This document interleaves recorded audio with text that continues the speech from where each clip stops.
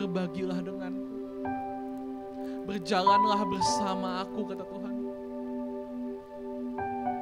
Kalau engkau katakan engkau gak sanggup melanjutkan perjalanan ini, lihat aku di sampingmu. Ayo kita jalan bersama. Dan kita selesaikan perjalanan ini dengan kuat.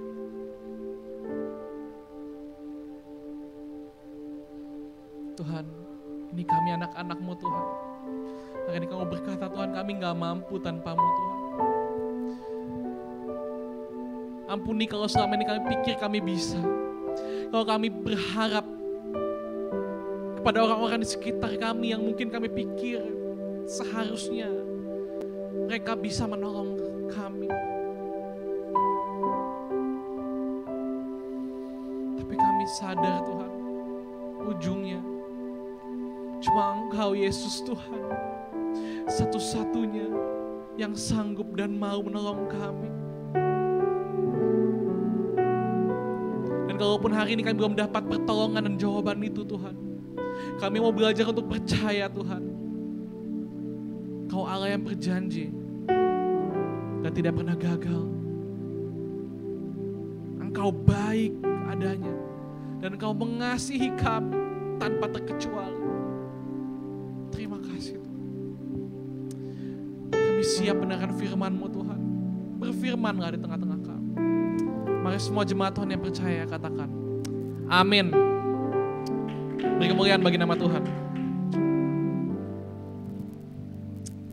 Haleluya. Shalom. Ada shalom? Siapa bersuka cita hari ini? Wah, amin. Luar biasa imannya. Karena saya percaya hidup ini enggak mudah sebenarnya untuk kita bersuka cita. Tapi dalam Tuhan kita percaya kita punya pengharapan, amin. Siapa yang minggu lalu datang ke gereja juga? Ada yang masih ingat khotbahnya kemarin, Pastor Chris?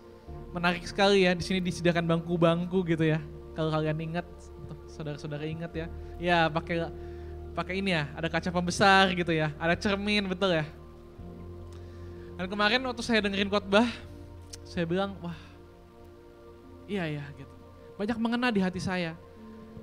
Siapa yang mau duduk di posisi itu gitu ya, menjadi terdakwa? Gak ada yang mau gitu ya. Orang-orang selalu bilang, wah apa aja deh yang penting jangan saya yang didakwa. Kira-kira gitu kan. Dan saya mikir iya, kita semua mau jadi orang benar, betul? Boleh slide-nya disiapkan Bro Anton. Ya. Hari ini kita akan bahas sedikit gitu ya. Saya renungkan, saya dengerin khotbahnya, saya bilang, iya ya. Seringkali waktu di sekolah pun gitu ya, saya ini juga gitu ya. Saya ingat sekali, saya dulu pernah dapat nilai 60 waktu itu, saya ingat. Dapat nilai 60, wah saya bilang, minimal tuh dia bilang mintanya 70 di sekolah saya waktu itu. 70 baru lulus, saya dapetnya 60, waduh saya gak lulus. Ternyata satu sekolah saya gak ada yang 70 juga gitu ya. Dan saya paling bagus, 60 ternyata, salah satu yang paling bagus. Saya bilang, wih, lumayan ya, saya seneng.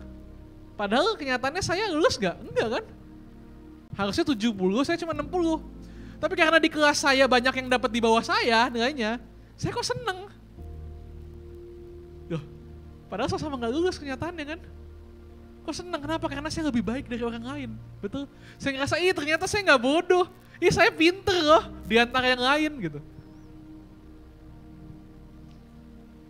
Saya makin sadar kemarin di khotbah dia.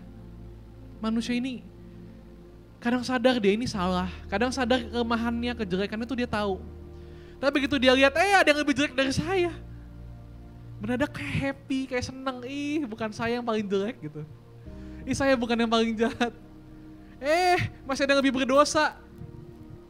Ya Tuhan, masa pilih sih orang-orang yang lebih berdosa di sana, ya saya yang minimal setiap minggu ke gereja, ya dosa-dosa dikit gak apa-apa lah. Kita sering pikir gitu secara gak sadar. Masa sih Tuhan dosa kecil aja gak seberapa lah, masa gak boleh masuk surga? Pastilah yang dipilih saya lah dibanding yang lain. Karena kita bandinginnya sama yang lebih jelek, sama yang wah ini semuanya yang lebih buruk banyak. Tapi kenyataannya kayak tadi saya bilang, kalau standar 70, saya mau dapat 65, 66, tetap di bawah 70 saya nggak lulus kenyataannya, betul? Jadi gimana caranya saya berarti salah, saya berarti aneh kalau saya berpikir, wah saya seneng gitu. Kalau saya mau seneng kan sebenarnya aneh. Kita ini seringkali begitu. Waduh saya punya dosa nih, wah khawatir gimana. Harusnya kita datang minta ampun sama Tuhan, harusnya kita bertobat. Tapi seringkali manusia ini ketika lihat, wah ada kok yang belum bertobat, wah ada yang lebih parah dari saya, ya udah kan nanti aja saya bertobatnya. Tenang, jadi tenang. Dan ini saya mau bilang ini bukan sukacita, ini sebenarnya bukan sukacita, ini sebuah kesenangan yang palsu, yang coba ditanamkan oleh iblis. Yang coba kita tuh dibuat berpikir bahwa saya udah cukup baik, ternyata saya kayaknya mendingan. Nah ini ada kata mendingan ya. Mendingan gua kemana-mana. Waduh. Padahal jelas Alkitab mengatakan ketika dituding pada Roma 1 dan Roma 2 jelas dituding ketika didakwa, semua ditaruh di kursi terdakwa. Enggak ada satupun yang lolos. Dapat dinyatakan cukup baik. Semua yang satu orang berdosa sekali aja. Bahkan gak usah berdosa. Sudah ada dosa turunan dari Adam. Dikatakan satu manusia berdosa sehingga menyebabkan seluruh manusia berbuat dosa. Dan harusnya jatahnya kita adalah kebinasaan. Tapi karena satu manusia juga, dia Yesus. Dia disalibkan sebagai manusia walaupun dia Allah. Dia menanggung segala dosa kita. Dan karena satu karya penebusan itu, kita yang harusnya ada di kursi terdakwa, kita diselamatkan.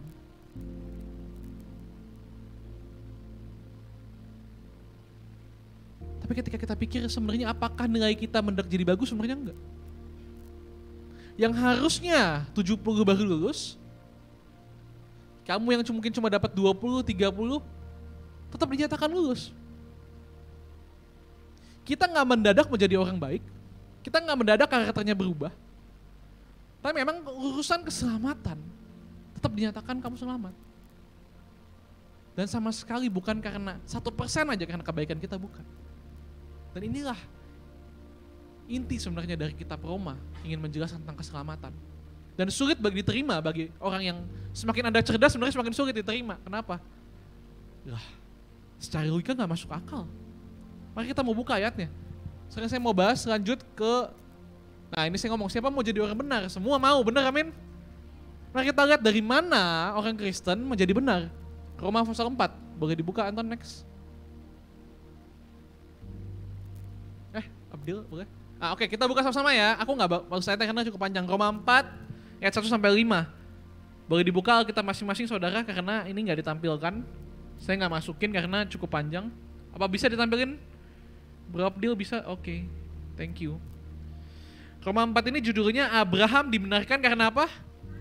Iman. Wih, gila. Siapa yang punya iman hari ini? Atau siapa yang mau punya iman? Wah, mantap. Mari kita lihat ya ayatnya. Hari ini kita sedikit berpikir gitu ya, kita coba analisa, kita coba mau terima apa sih sebenarnya yang diomongin sama tentang iman ini. Roma 4 ayat 1 sampai 5, saudara baca ayat 1, saya ayat 2 dan seterusnya, amin. 3, 2, 1.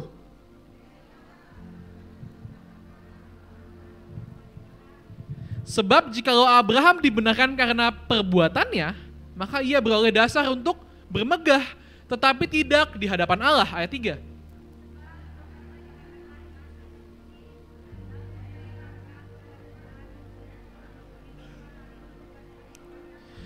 Kalau ada orang yang bekerja, upahnya tidak diperhitungkan sebagai hadiah, tetapi sebagai haknya, ayat 5.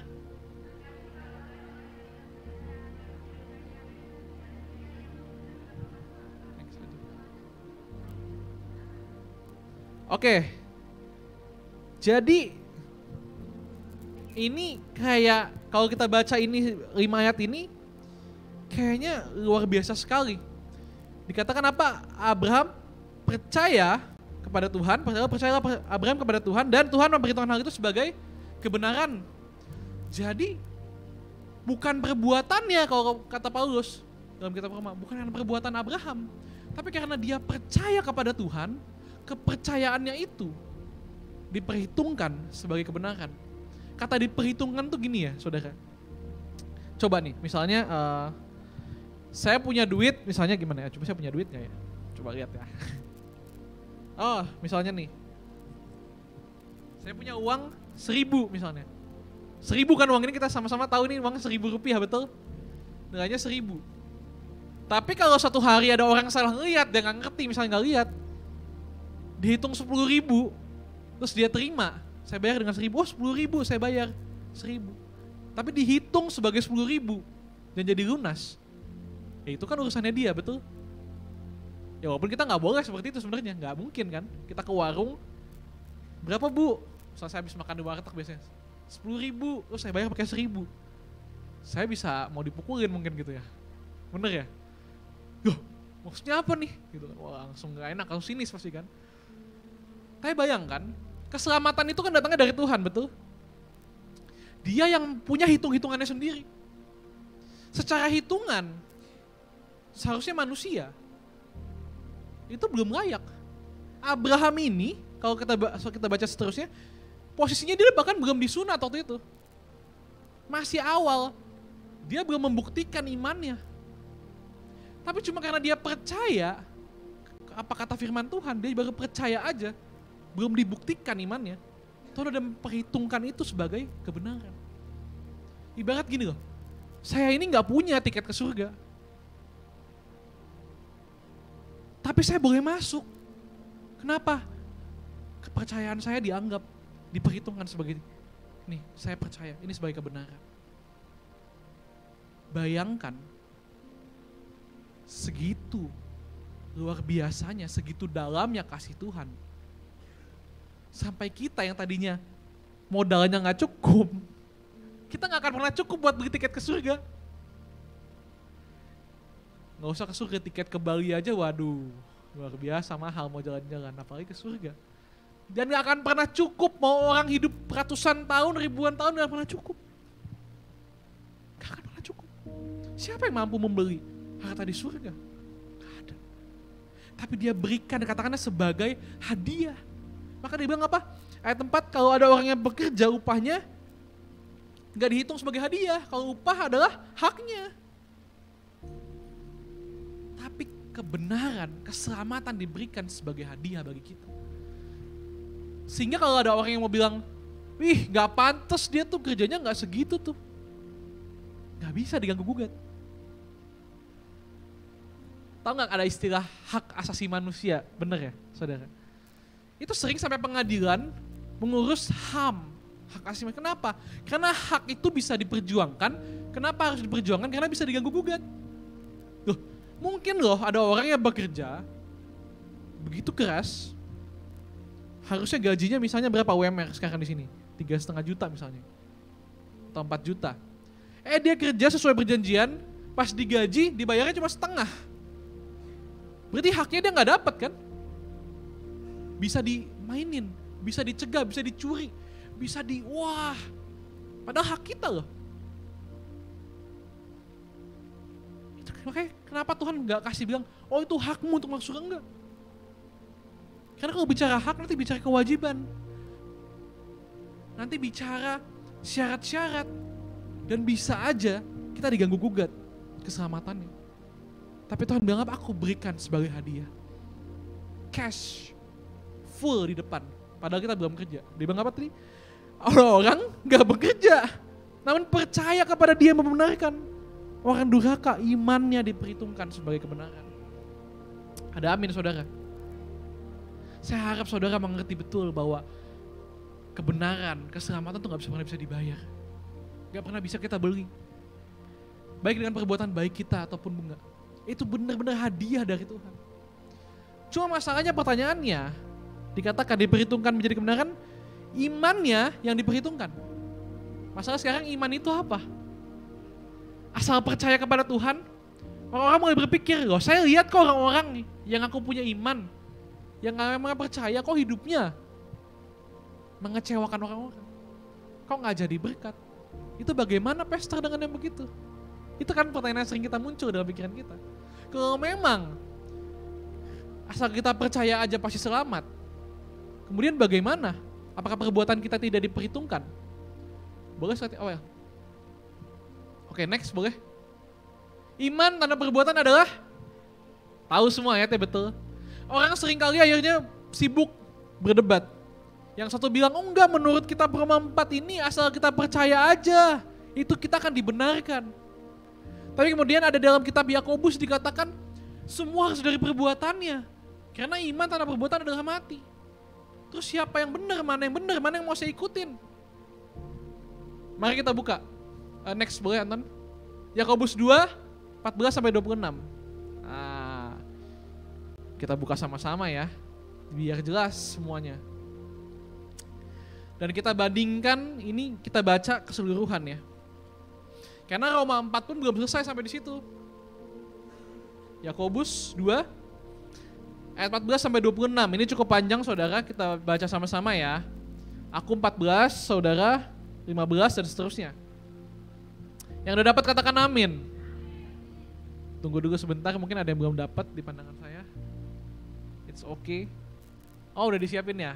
Oke. Aku baca ya, saya baca ayat 14.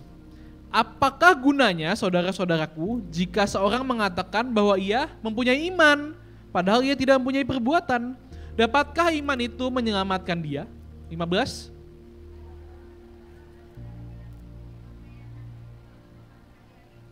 Dan seorang dari antara kamu berkata, selamat jalan, kenakanlah kain panas dan makanlah sampai kenyang.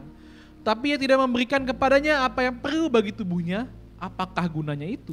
17.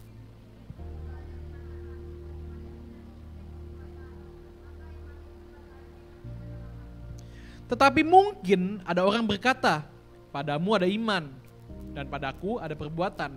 Aku akan menjawab dia, tunjukkanlah kepadaku imanmu itu tanpa perbuatan, dan aku akan menunjukkan kepadamu imanku dari perbuatan-perbuatanku. 19.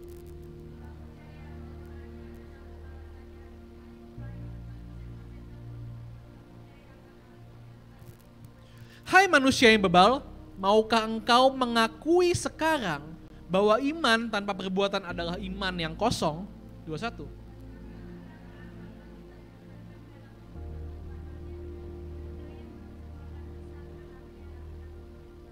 Kamu lihat bahwa iman bekerja sama dengan perbuatan-perbuatan, dan oleh perbuatan-perbuatan itu iman menjadi sempurna. 23.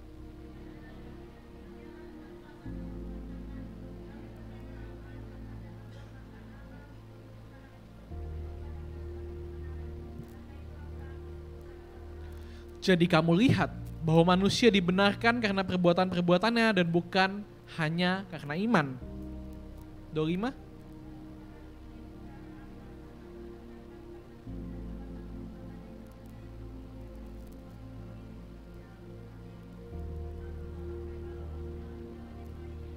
Sebab seperti tubuh tanpa roh adalah mati, demikian juga iman tanpa perbuatan-perbuatan adalah mati.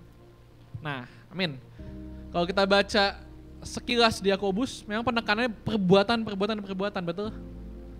Sehingga orang Kristen seringkali menjadi bingung. Kok katanya asal percaya aja? Kok nih ngomongnya perbuatan? Terus yang mana yang benar? Kita harus baca dengan teliti, saudara. Dia ngomongnya nggak bilang yang penting perbuatan, cukup perbuatan aja, enggak. Yakobus bilangnya apa? Bahwa manusia dibenarkan karena perbuatan-perbuatannya. Dan bukan hanya karena iman. Dia gak bilang dan bukan dengan iman, tapi bukan hanya dengan iman. Artinya apa? Iman harus ada. Bukan dia bilang iman gak perlu ada, iman harus ada. Ini boleh sambil di next dong, Anton? Boleh di next? Ya, oke, thank you.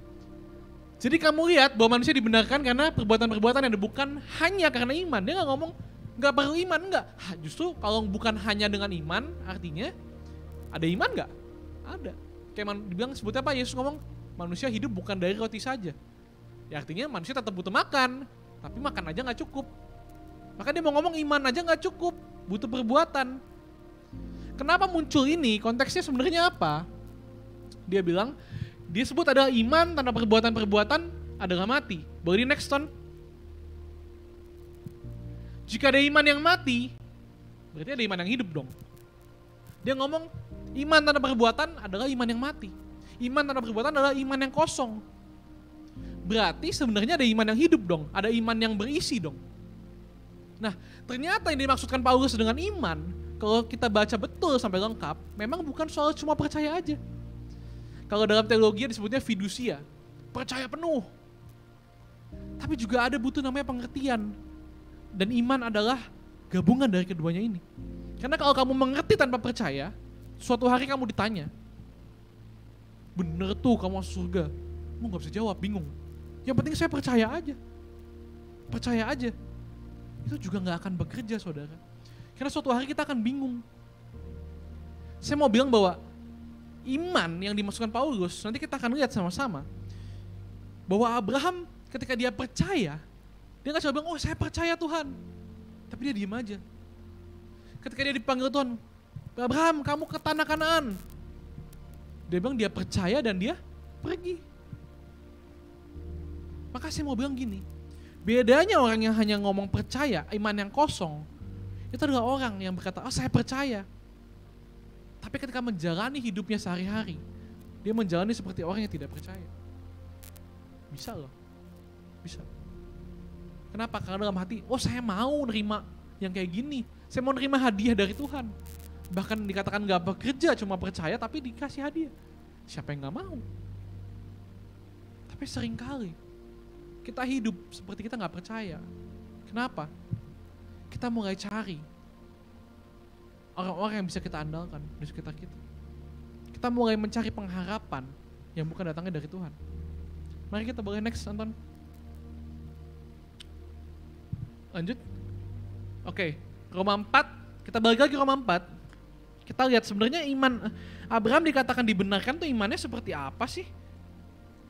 Kita kan jadi penasaran. Karena Yakobus bilang iman tanpa perbuatan mati. Kita mau baca kisah, dilanjutin. Kita langsung skip ke ayat 18 ya. Kita baca lagi ya. Hari ini banyak baca Alkitab saudara ya. Sekalian olahraga pagi-pagi mulutnya biar memperkatakan firman, amin. Udah yang udah dapat katakan amin. Roma 4 ayat 18 saya baca duluan ya. Sebab sekalipun tidak ada dasar untuk berharap, namun Abraham berharap juga dan percaya bahwa ia akan menjadi bapa banyak bangsa. Menurut yang telah difirmankan, demikianlah banyaknya nanti keturunanmu. 19.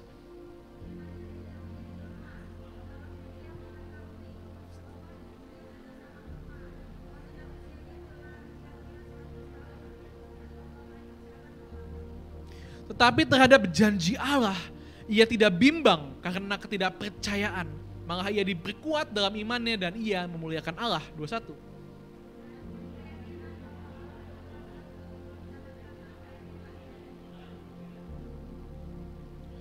Karena itu hal ini diperhitungkannya kepadanya sebagai kebenaran. 23.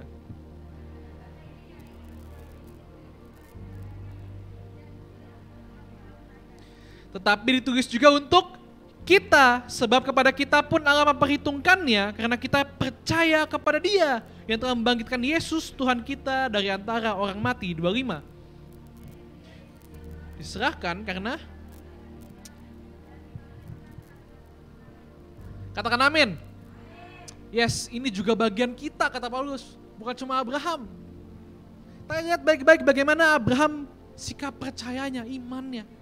Dikatakan gini, sekalipun tidak ada dasar untuk berharap, namun Abraham berharap juga dan percaya. Boleh dong slide-nya? Ton, tolong. Sebab sekalipun tidak ada dasar untuk berharap, namun Abraham berharap juga dan percaya bahwa ia akan menjadi bapa banyak bangsa. Jadi waktu dikatakan Tuhan nih ngomong sama Abraham, dikatakan nih kamu akan menjadi banyak bangsa. Atau mungkin kalau hari-hari ini Tuhan datang kepada saudara dan berkata bahwa hidupmu akan berhasil, hidupmu akan sukses. Tapi lanjutnya apa? Abraham, dia percaya tapi dia bilang apa? Imannya tidak menjadi lemah walaupun ia mengetahui, nah ini dia mengetahui fakta. Iman Abraham tidak menjadi lemah walaupun ia mengetahui. bahwa tubuhnya sudah sangat lemah. Ini muncul fakta-fakta. Usianya telah kira-kira 100 tahun. Bahwa rahim Sarah telah tertutup.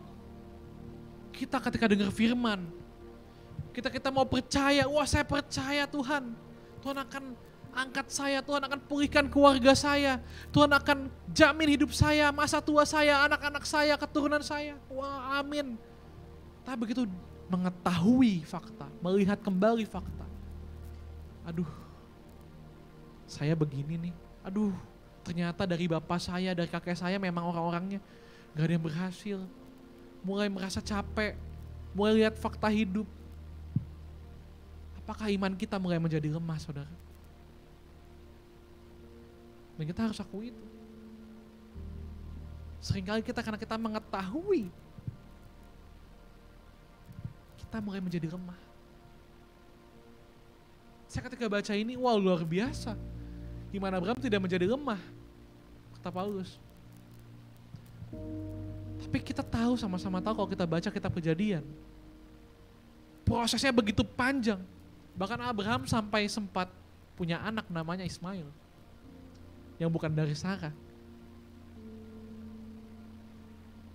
Tapi dikatakan konklusinya kata Paulus apa? Di mata Tuhan. Iman Abraham tidak menjadi lemah. Kita seringkali capek dalam hidup ini.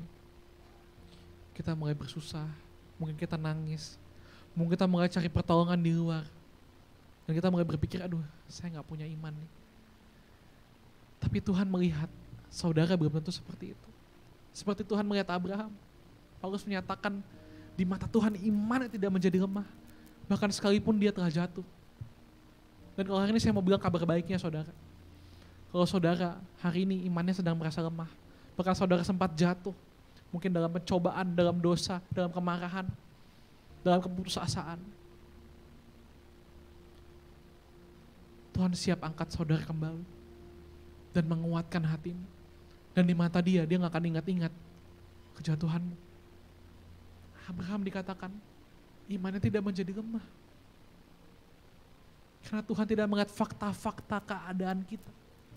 Yang dia lihat hati kita. Kamu mau percaya, aku jalan bersama kamu. Karena kalau iman kita gantungkan sama kekuatan kita ini manusia suatu hari, suatu saat pasti akan lemah. Kita pasti akan ada celahnya, kita pasti akan tidak sempurna. Tapi dikatakan imannya menjadi sempurna. Kenapa? Meskipun dia sebenarnya dalam hati mungkin mulai menjadi lemah, tapi dia terus berjalan. Dia terus berjalan ke arah di mana Tuhan mau dia berjalan. Kalau hari ini saudara masih dipercayakan di keluarga saudara, meskipun kelihatannya tidak berubah-berubah, mungkin kelihatannya kok Tuhan gak mau pulihin. Tapi kalau Tuhan mau saudara ada di situ, berjalanlah. Berjalanlah. Jangan lihat apa yang ada di depan matamu. Kalau kamu memutuskan, kamu lihat apa yang keadaanmu, kamu lihat dirimu, kamu lihat kayaknya kamu hitung-hitung kayaknya gak mungkin, kamu akan putus asa. Emang sejak kapan pengharapanmu digantungkan pada keadaan? Kalau harapanmu ada pada Tuhan, kalau imanmu adalah percaya kepada Dia, Dia Allah di atas segala Allah. Dia berkuasa.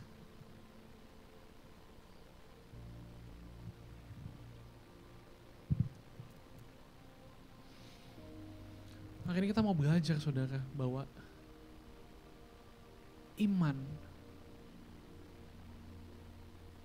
harus kita hidupi. Saya beri judul khotbah ini adalah iman akan membuahkan integritas. Wah, berat bahasanya. Tapi saya mau bilang gini, kalau saudara punya iman, saudara harus hidupi hidup saudara seperti apa yang saudara percayai. Kalau saya percaya Tuhan akan tolong saya gak akan bangun pagi dengan muka muram. Sekalipun saya belum melihat. Kalau kata Alkitab, sekalipun Abraham tidak punya dasar untuk berharap, dia berharap juga sama Tuhan. Dan saya berdoa kita semua mau belajar seperti itu. Seringkali kita maunya kelihatan, saya maunya gak kayak Abraham. Saya maunya kayak Elia. Doa berkali-kali, muncul tuh seterapak tangan awan. Jadi kan saya tahu Tuhan mau tolong saya gitu kan. Tapi hari ini firman Tuhan berkata, Paulus ambil contohnya Abraham. Sekalipun tidak ada dasar, dia tetap berharap juga. Dasarnya sebenarnya cuma satu saudara, kalau menurut saya. Dia yakin Tuhannya itu baik. Dia yakin rancangan yang ada padanya itu damai sejahtera. Dia yakin bahwa Bapaknya itu baik. Maka dia terus berjalan. Bahkan kalau Yakobus tadi bilang, dia tetap percaya ketika dia harus mempersembahkan Ishak. Langkah demi langkah dia tetap percaya. Sekalipun gak ada harapan kelihatannya. Tapi tetap percaya. Dan pengharapannya kepada Tuhan tidak mengecewakan. Terbukti saudara tercatat. Dia menjadi bapa bagi banyak bangsa. Boleh di next? Thank you Tuhan. Kita mau tutup dengan Amsal 3 ayat 3. Boleh? Ini saya pakai terjemahan lain. The Passion Translation. Dibilangnya gini, kalau di ayat aslinya kan Amsal, coba saya buka juga ya. Amsal 3 ayat 3. Ini sebenarnya ngomongin berkat dari hikmat. Amsal 3 ayat 3 dikatakan gini. Dapat semua saudara? Kita baca bahasa Indonesia dulu ya. Janganlah kiranya kasih dan setia meninggalkan engkau. Taruhkanlah itu pada lehermu, tuliskanlah itu pada roh hatimu. Tapi di terjemahan lain dibilang gini, ini bagus banget menurut saya saudara. Boleh balik ke slide A. Dia gak ngomongin cuma sekedar kasih setia. Dia gak ngomongin cuma soal, nah lihat nih. Berpeganglah, coba aja sama-sama ya, kelihatan ya. 1, 2, 3, berpeganglah. Jangan lepaskan dan setialah kepada semua yang telah diajarkan kepadamu. Biarkanlah hidupmu dibentuk oleh integritas dengan kebenaran tertulis di hatimu. Dia bilang gini, kalau dalam bahasa Inggrisnya sebenarnya lebih puitis, dia bilang bahwa let integrity, izinkan integritas membentuk hatimu, shape your heart. Ketika kita punya iman dan kita meyakini apa yang kita percayai, orang yang yakin akan terus berjalan, akan terus percaya. Contohnya gimana? Contoh nyatanya gampang sebenarnya. Ada orang-orang yang ketika dia bekerja, dia mulai lihat, waduh saya udah setahun di sini, gaji saya nggak naik-naik. Kemudian apa yang dilakukan kalau dia lihat seperti itu? Wah, kayaknya perusahaan ini nggak maju nih. Ketika dia lihat, dia kan mulai berpikir apa? Wah, saya nggak bisa di sini nih. Saya harus pergi, betul? Saya harus cari kerjaan yang lain. Itu kan pikiran manusia. Tapi kalau anak Tuhan, ketika dia berdoa, dia percaya bahwa dia bisa jadi berkat dimanapun dia berada. Meskipun keadaannya begini, kayaknya nggak maju dan segala macam. Kalau Tuhan yang tempatin saya di sini, saya mau punya integritas dan komitmen. Nah, kalau orang yang percaya, dia akan yakin bener di pekerjaannya dia akan kasih yang terbaik. Tapi kalau orang yang nggak percaya, ini kayaknya nggak akan maju nih, dia akan kerja asal-asalan, mulai sembarangan. Toh yang lain juga kerjanya begini.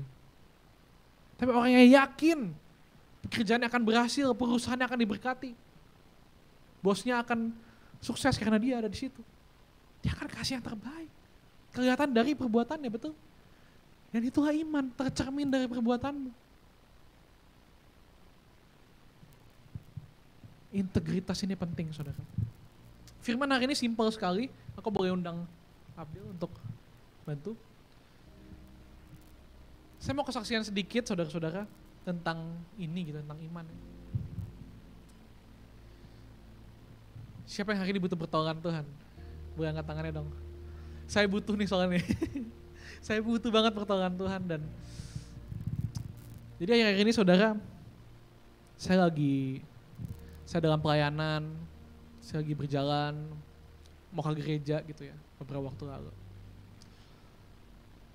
Kemudian saya ngecek saldo rekening saya. Wajar dong ya ngecek saldo dong, wajar. Saya cek saldo saya. Wih, saya lihat. Wih, banyak nih saya. Cukup buat ya berapa hari nih gitu kan ya. Saya dalam perhitungan saya, kalau saya terus dengan kegiatan saya yang setiap ini konsisten terus, maka dalam 1 bulan saya nggak punya ongkos buat datang ke gereja. Ini saya cerita apa adanya. Mobil yang saya pakai ini mobil koko saya. Dia pinjemin ke saya dan saya ngisi bensinnya sendiri. Tolnya saya bayar sendiri. Keseharian saya bayar sendiri. Saya hitung semua. Ya, dengan saya irit-irit 1 bulan lah. 1 bulan saya bisa bertahan. Kemudian saya lihat keadaan proyek saya. Jadi saudara saya ini selain jadi pendeta, saya punya usaha kecil-kecilan lah. Saya tuh masangin pintu jendela aluminium, saudara. Jadi saya punya kontrak, tender gitu kan ya. Ada kontrak di awal. Apa yang terjadi? Yang punya rumah ini tiba-tiba telepon saya. Joshua, boleh nggak? Kalau saya nggak jadi pakai pintu kamu yang satu ini. Ada 1 pintu yang besar. Jadi saya ini punya sisa tagihan sekitar 50-60 juta lah. Pintu ini kalau di cancel, saya harus kembalikan uang 50 juta. Artinya apa? Saya jadinya nggak dibayar kalau pekerjaannya udah selesai. Padahal saya butuh itu buat bayar tukang saya, buat bayar lain-lain. Saya mikir, saya ngitung. Saya bilang, saya ngobrol sama koko saya, kan dia yang saya bisnis bareng dia kan. Koko saya bilang, ya enggak, saya bilang bisa nggak ya kalau saya kembaliinnya nggak 50 juta, saya bilang. Kita kurang-kurangin dikit deh ya, 5 juta aja deh lumayan gitu saya bilang. Dia bilang gini, ya lu bisnis nggak bisa gitu. Kita harus jujur dan integritas, itu prinsip kita. Apalagi lu hamba Tuhan kan. Bagi saya kayak tertegur, ya saya kan juga hamba Tuhan, masa saya gitu? Karena saya hitung-hitung, kalau saya hitungan saya gak masuk, saudara. Kemudian saya pulang, akhirnya saya ngomong sama dia, iya boleh saya kembaliin 50 juta gak apa-apa. Saya jalan, saya mikir. Terus saya bilang gini, saya juga inget, saya ini dulu dididik di Kristen gitu ya, di pengajaran bahwa kalau Tuhan mau kamu melakukan sesuatu, pasti Tuhan akan sediain semuanya. Kan bilangnya gitu, bener, amin. Jadi mama saya dulu suka ngajarin gini, Mas saya mau pelayanan, Mas saya mau pergi ke Papua. Ya kalau Tuhan suruh nanti kamu uangnya akan ada, Tuhan kasih. Kalau gak ada berarti kamu gak usah pergi. Makanya saya terdidik kayak gitu ya. Kemudian saya mikir gini, ya udah Tuhan. Kalau saya ada ongkos ya saya pergi ke gereja. Kalau saya yang ongkosnya gak ada berarti Tuhan kan gak mau saya pergi ke gereja. Saya tidur di rumah gitu kan. Saya belum sempat ngomong, tiba-tiba hati saya berkata lain gini saudara. Saya sudah komitmen untuk pelayanan di sini. Setiap minggu sudah saya akan hadir di sini. Artinya apa? Tuhan, selama masih ada uang, masih ada ongkos, saya akan pergi naik mobil ini. Oke, saya naik motor, saya beli bensin. Tapi kalau suatu hari, saya benar-benar nol, saya nggak punya uang, saya akan tetap hadir. Tuhan udah kasih saya kaki kok, saya bisa jalan gak masalah. Dan ini iman saya. Saya bilang, saya bisa ngomong ini kenapa? Karena saya yakin dan percaya Tuhan saya itu baik. Dan semua yang saya jalani, itu integritas. Itu untuk iman saya. Kalau kita mau berkata, kalau ada uangnya ya saya berkati orang. Kalau gak ada uangnya ya udah, saya usir tuh orang gitu kan. Oh kalau ada berkat ya saya senyum, saya senang, saya bagi ke orang, shalom. Ya kalau gak ada uangnya artinya Tuhan gak mau saya sukacita. Berapa kali kita seringkali berpikir mengizinkan pikiran kita berpikir seperti itu. Dan saya mau bilang itu adalah iman yang mati nanti saudara. Sekalipun saya gak punya dasar secara manusia untuk berharap, saya tetap berharap juga. Kenapa? Karena saya tahu Dia Allah yang baik. Kalau Dia aja rela mati sebagai manusia buat saya, buat kita, masa saya gak percaya cuma urusan sepele. Karena Tuhan bilang apa? Perkara dunia ini perkara yang fana, perkara kecil kata Tuhan. Siapa mau setia dalam perkara kecil? Saya undang jemaat bangkit berdiri.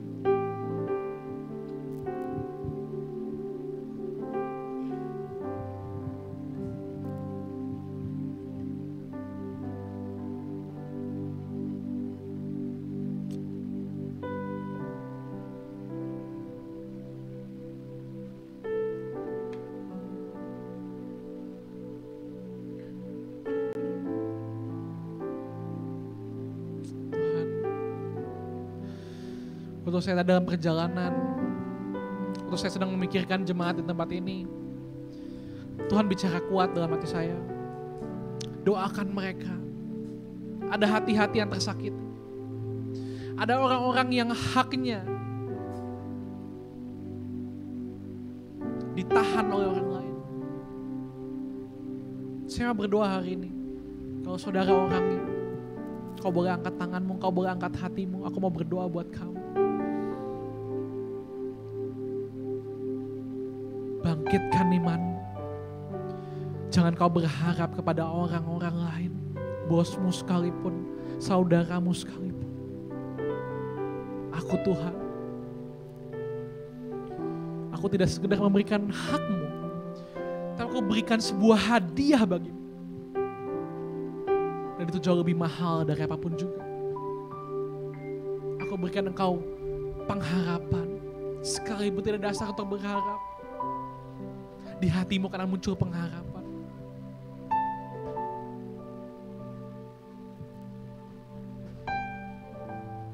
Yesus Tuhan.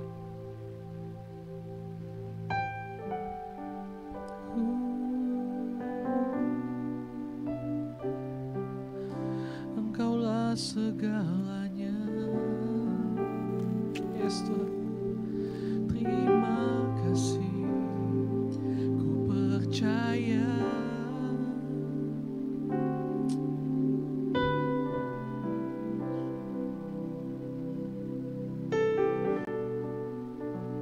Hati kami Tuhan, tolong kami Tuhan yang kurang percaya ini Tuhan, tolong kami Tuhan, sebab kami gak bisa lihat Tuhan.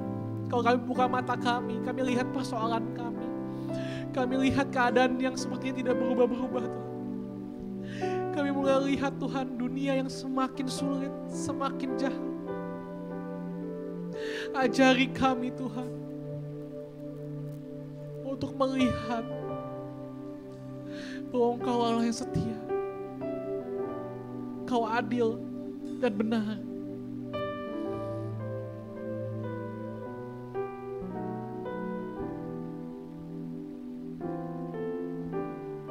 Yes, Tuhan.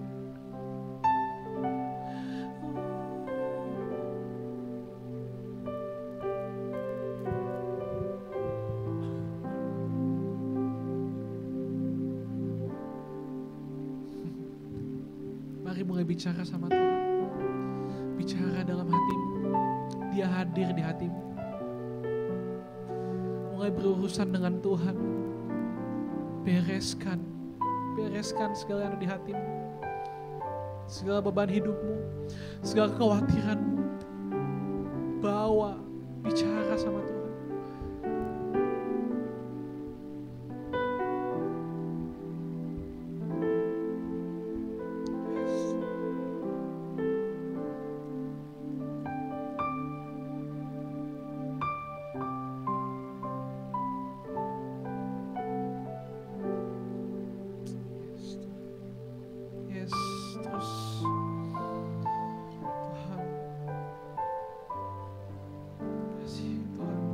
Alirkan kasih-Mu Tuhan.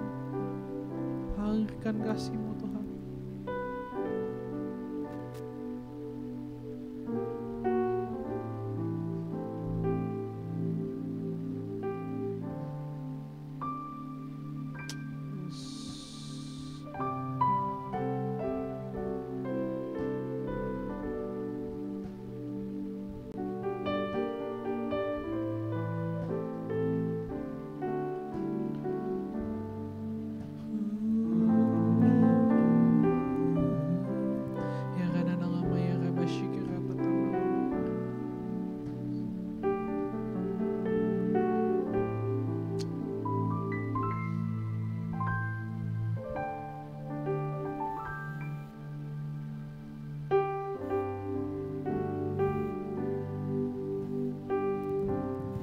Kau yang saat ini sedang sakit, boleh kau angkat kedua tanganmu. Kalau ada sakit di bagian tertentu, boleh kau sentuh dengan salah satu tanganmu. Bagian mana yang sedang sakit dalam tubuhmu? Di mana bagian yang sakit? Saya mau mendoakan hari ini. Tuhan, hamba-Mu berdoa, Tuhan lepaskan kesembuhan di dalam nama Yesus. Kau yang sakit di pangkal pahamu,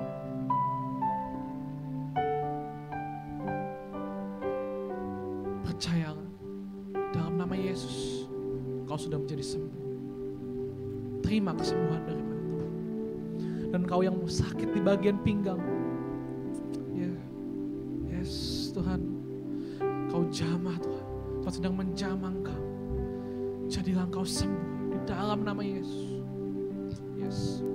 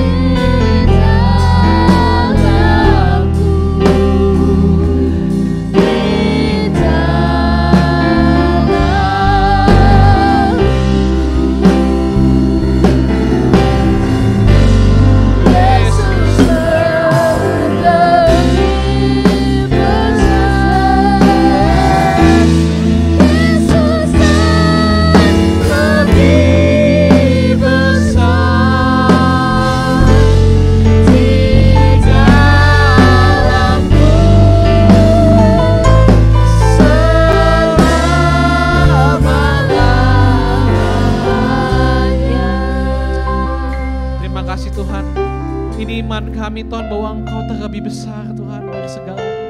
Engkau lebih besar dari masalahku Tuhan. Tapi Engkau juga lebih besar dari siapapun yang sanggup menolongku. Dan Engkau sanggup, Engkau cukup bagiku Tuhan. Ini imanku Tuhan. Pengharapanku tidak akan menjadi kecewa di dalam Engkau. Aku akan berhasil dan pertolongan akan datang